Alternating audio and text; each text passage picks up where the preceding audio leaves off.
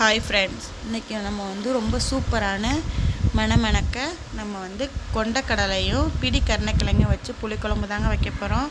அது நான் ரெண்டுத்தையும் கருணக்கிழங்கும் கொண்டக்கடலையும் வேக வச்சு எடுத்துக்கிட்டேன்.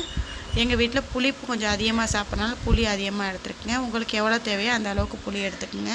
இப்போ இந்த புளி ஊறிடுச்சு, இதை நம்ம கரைச்சிடலாம்.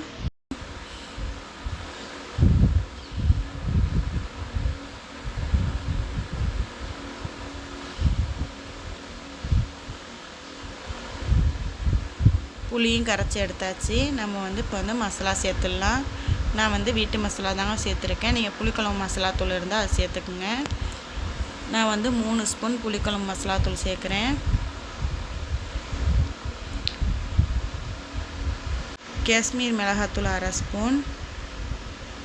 இந்த புளிக்குழம்புக்கு தேவையான நம்ம உப்பு சேர்த்துடலாம். சேர்த்துட்டு நம்ம இதை நல்லா கரைச்சி விட்டுடலாம்.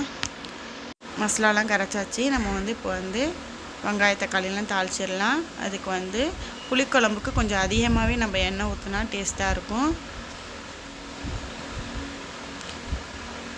1/2 ஸ்பூன் கணக்காக வெந்தயம் சேர்க்குறேன்.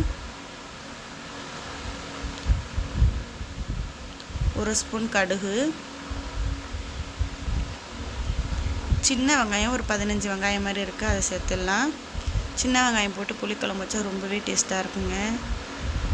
அந்த சாப்பாடு சாப்பிட்றப்ப அந்த வெங்காயத்தையும் நம்ம நசுக்கி விட்டு சாப்பிட்றப்ப அவ்வளோ ஒரு அருமையாக இருக்கும். அதுக்கு தான் நான் சின்ன வெங்காயம் சேர்த்துருக்கேன். பச்சை மிளகா 1, கருவேப்பிலை கொஞ்சமாக சேர்த்துருக்கேன்.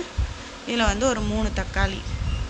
நான் எந்த குழம்புக்குமே தக்காளி கொஞ்சம் அதிகமாக தான் போடுவேன். ஒரு 3-4 தக்காளியாச்சும் நான் சேர்ப்பேன். இப்போ தக்காளியும் வெங்காயம் நல்லா வதங்கிருச்சு. நம்ம மசாலா கரைச்சி வச்சுருக்கோம்ல, அதையும் நம்ம சேர்த்துடலாம்.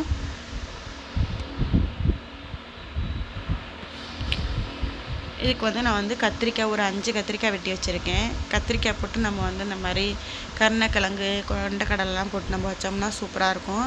அதுக்காண்டி நான் கத்திரிக்காய் சேர்க்குறேன். கத்திரிக்காய் இருந்தாலும் கத்திரிக்காய் சேர்க்கலாம், இல்லாட்டி வெண்டைக்காய் இருந்தாலும் வெண்டைக்காய் சேர்க்கலாம்.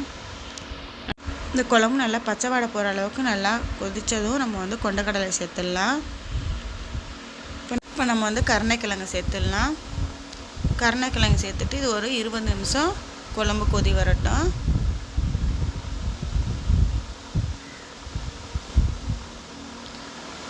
நிமிஷம் ஆயிடுச்சு. சூப்பரான கொண்டக்கடலை கருணக்கிழங்கு குழம்பு ரெடி ஆயிடுச்சு. உங்களுக்கு இந்த வீடியோ பிடிச்சிருந்தா சப்ஸ்கிரைப் பண்ணுங்கள், ஷேர் பண்ணுங்கள், லைக் பண்ணுங்கள்.